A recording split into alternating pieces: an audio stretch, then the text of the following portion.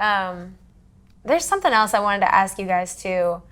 And I know for me in my writing process, when I'm in the room writing these songs, I'm kind of already thinking about production and how I hear it being brought to life in the studio, the sounds that I want to surround it, all of that.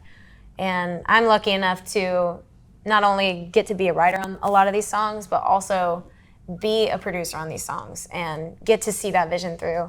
And I'm curious on y'all's end, when you're writing these songs, is that something you think about? And are there songs that you've written that you're like, I have to be a producer on this. I have to have a hand in seeing this vision through, and you'd be disappointed if you didn't get to be a part of that. Shane's he's the producer of Right.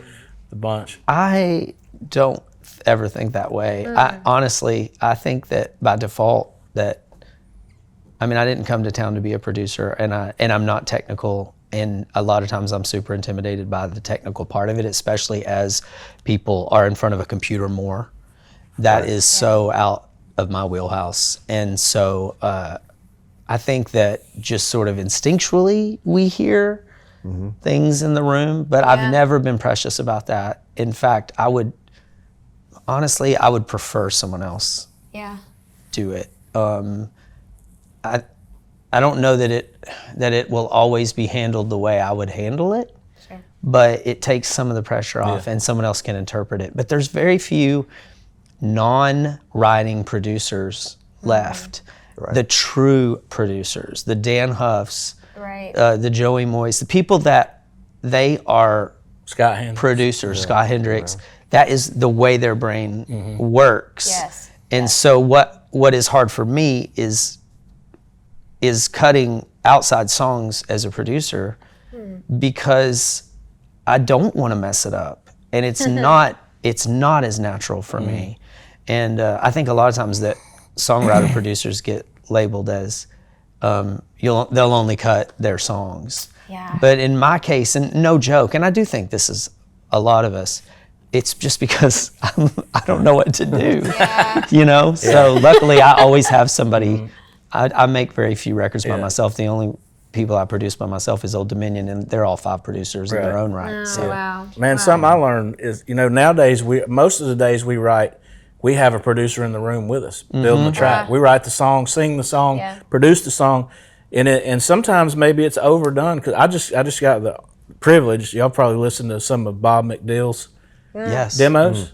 Yeah. Bob McDill wrote like about 17 number ones by himself. Oh, no big deal. But it's just him and a guitar, or Dean Dillon demos. It's like we don't need all of this stuff going on in the demo. It's almost like we're trying to oversell.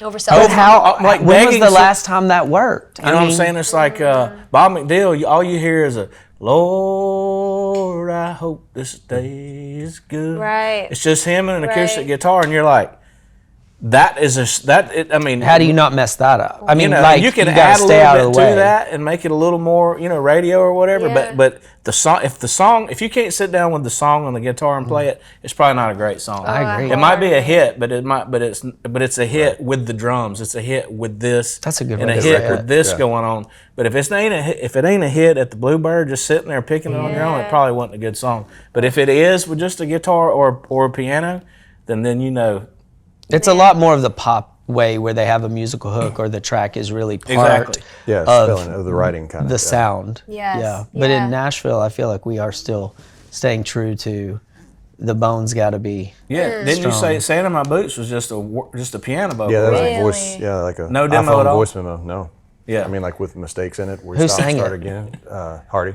Yeah. I just played a keyboard like a whatever in Josh's room over there at your place. Yeah. Wow. Just played it down. Yeah. Like, all right. So I think when you do a little work tape or a very sparse demo, then the artist can really, really hear the song, and the producer thinks, I can do something with this, instead of handing them a cake that's already made, and you go, well, I don't know what, y'all have already put all the icing on it. What else is there to do? Kind of paint yourself into a corner a little bit, Yeah. rather than giving that space for creativity. Yeah, and I think Need a New Number is we very try to be sparse. Even though we mindful of that, recorded that in the studio as a real demo, it's very sparse. Yeah. It's so it doesn't true. have much going on. No. Like on purposely. So you can hear So it, true. pay attention later.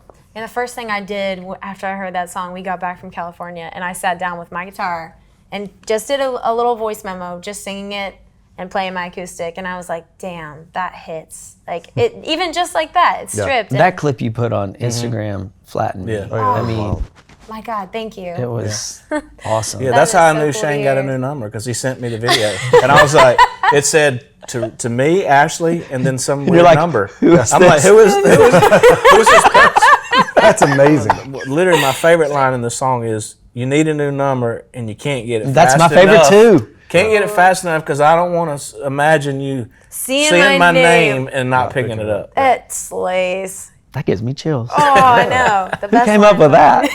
There's some heartbreak lines. I don't know. They were. It's heartbreak lines. That melody too. Da, da, da, da, da. you need a new number. And The you way can't it- get it fast Favorite chord in enough. there. Yeah. Well, it's got to be a 3. Yeah, you know that's going. Yeah. I knew what to play. There. Oh God. The way it just kind of flows as a stream of conscious. The way the hook flows right into the verse. I just love that about it. It's so well done. It's insane.